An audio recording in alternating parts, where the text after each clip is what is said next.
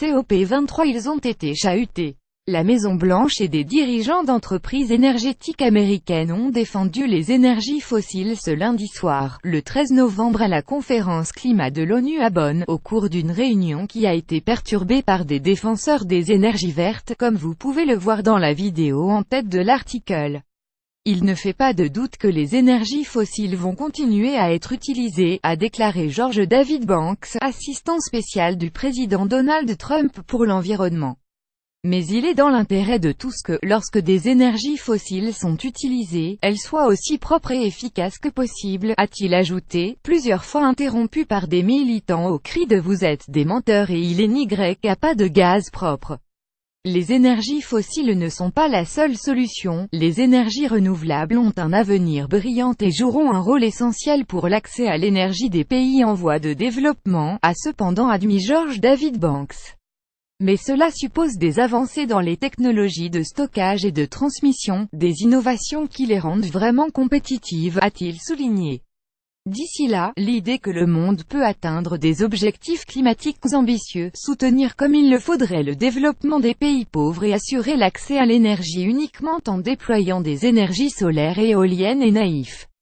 Voilà la réalité, a insisté le conseiller du président Trump. La réunion, organisée en marge des négociations de la COP23, dans la zone d'exposition, était intitulée « Le rôle des énergies fossiles plus propres et plus efficaces et de l'énergie nucléaire contre le réchauffement climatique ». Vous affirmez être américain mais nous voyons à travers votre cupidité, elle tue dans le monde entier pour l'argent du charbon, a lancé un militant, interrompant pendant plusieurs minutes l'allocution de Barry Worthington, directeur de l'Association de l'énergie des États-Unis. Les énergies fossiles et le nucléaire sont toujours dominants, a pourtant insisté ce dernier.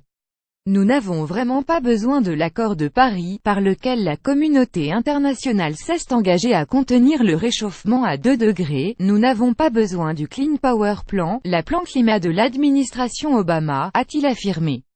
Justice climatique maintenant. Les militants ont quitté la salle pour en rejoindre plusieurs dizaines d'autres à bord de la salle, scandant laissez-les les énergies fossiles dans le sol, justice climatique maintenant. Président des énergies fossiles, nous, le peuple du monde, nous unissons, pouvait-on lire sur une banderole.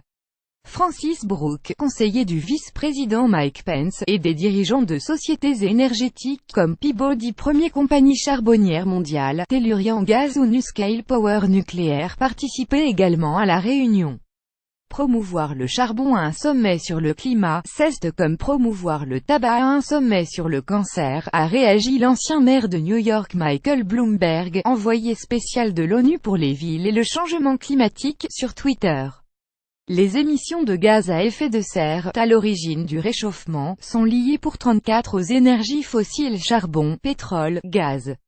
Cette initiative américaine s'est tenue le jour de la publication d'un rapport montrant une hausse en 2017 des émissions de CO2 liées aux énergies fossiles, après 3 ans de stabilité. Donald Trump a annoncé le 1er juin sa décision de retirer son pays de l'accord de Paris, ce qui ne pourra être effectif qu'en novembre 2020. Je ne veux pas me lancer dans un débat avec les États-Unis.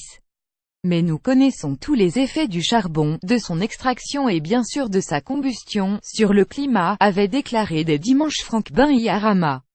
Le Premier ministre de Fidji, président de la COP23, à la presse à Bonn. Les États-Unis crachent à la figure des victimes du changement climatique, en faisant la promotion des énergies fossiles, a estimé pour sa part les amis de la Terre. Le charbon propre ça n'existe pas, a dit Piers Forster, climatologue à l'université de Leeds. Le charbon n'est pas propre, il est dangereux, a-t-il souligné dans une déclaration au Science Media Centre de Londres.